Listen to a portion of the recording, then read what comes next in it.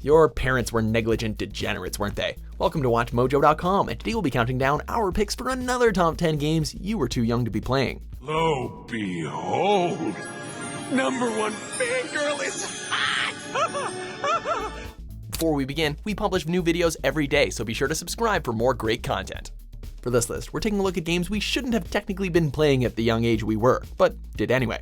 Whether they're full of mature themes, had a ton of violence, or were just full of profanity, if the game had a large enough fan base that wasn't old enough to play, it's eligible for this list. If a game you're thinking of isn't here, be sure to check out our original list of the top 10 games you were too young to be playing.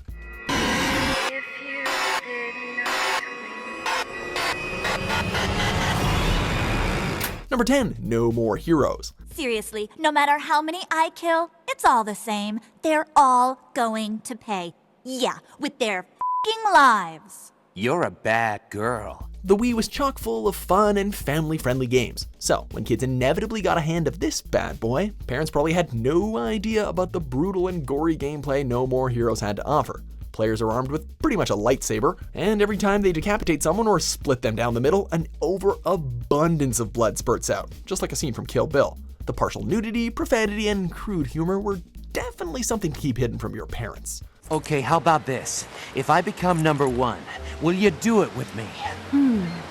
Maybe. Maybe not. Number 9, Twisted Metal Black. Well, maybe it was my fault, but I had my own problems to worry about. While others were playing Gran Turismo 3, you were playing Twisted Metal Black, weren't ya? I mean, it had machine guns, right? Going along with the title, the characters in this series were truly twisted. What did you think I was gonna say? Anyway, some were killers, others were victims of a tormented childhood, and the rest were just the product of bad circumstances. However you spun it, the backstories here were dark, and technically were not the sort of things you should have exposed your kids to. Still, despite the mature themes and overall grittiness of the game, the maddening vehicular combat provided many thrills, and that's what hooked kids all over the world.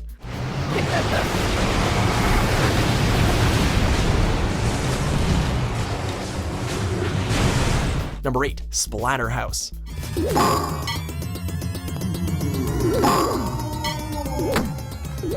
When a game is titled Splatterhouse, you know it's going to be gory. Not only was this classic bloody, but the game also dealt with themes of loss and vengeance, which probably went over young kids' heads.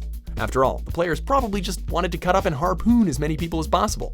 That's pretty much the crux of it, really. Travel from the left side of the screen to the right side while destroying any monster you come across in the hopes of finding your girlfriend, which of course also transforms into a monster. After you put her out of her misery, you obliterate anything in your path in your quest for revenge. This was pretty different from Mario.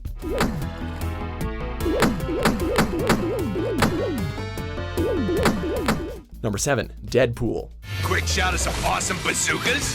No, not Cable's man bazookas! Everyone loves the merc with a mouth, and having the option to play as him was a dream come true. It's just a superhero game, we can hear you saying to your parents as you try to convince them to let you play it. If only they knew the staggering amount of violence, profanity, and sexual innuendo. Hell, the jokes in this game were so funny that they'd probably come into your room and tell you to stop playing and instead stick around to watch. While the character is definitely familiar with audiences now, in 2013, your parents probably didn't know who Deadpool was. Sayonara, biatches.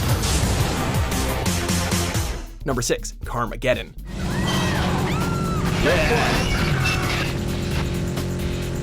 Just like with Deadpool, you probably said that this was just a racing game. And technically you're right. While it is a racing game, it also promotes as much carnage and death as you can possibly inflict. It's a game that had kids veering off the track to purposely mow down a bunch of pedestrians for extra bonus points. The sneaky thing is that when your parents just wanted to see for themselves what the game is about, you could probably keep it pretty clean and stay on the road. Probably. There's a lot of crosswalks on these tracks.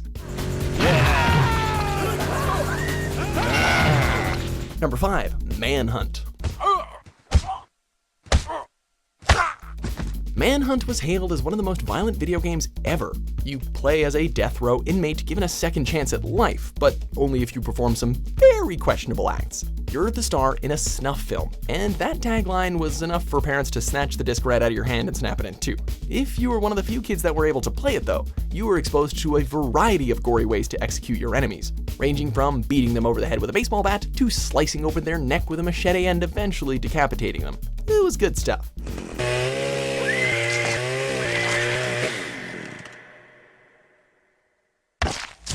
Number 4, Saints Row series. I'm curious if you can keep your cavalier attitude when 2,000 volts are running through your body. Oh yeah? And I'm curious if you can keep acting like a douchebag when I shove that gavel up your ass. In the early days of the Xbox 360, Saints Row was all that we had in terms of open-world sandbox-type gameplay, similar to that of Grand Theft Auto.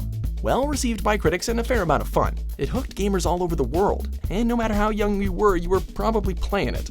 The first couple of games in the series has you play as a member of a dangerous gang, where you kill rival gang members, cops, and pedestrians who get in your way, while also participating in highly illegal activities such as drug trafficking and insurance fraud. Good stuff. Ever since they hooked up with the Colombians, it's like they own this town.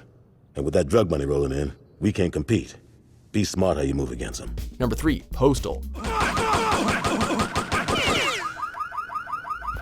This is the title your parents would in no way let you play if they knew the contents inside. And once they did, no amount of convincing would work.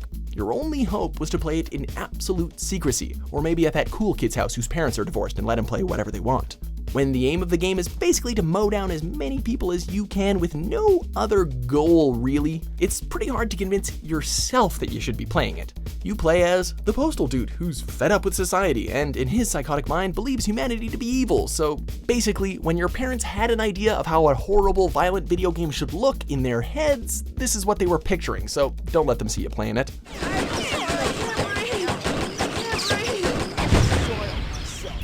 Number 2, Soldier of Fortune.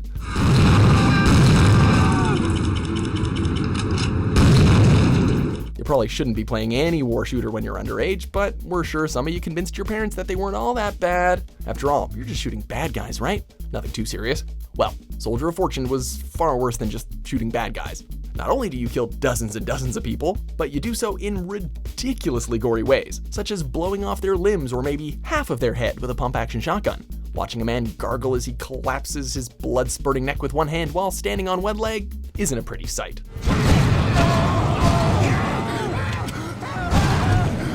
Number 1, Halo series.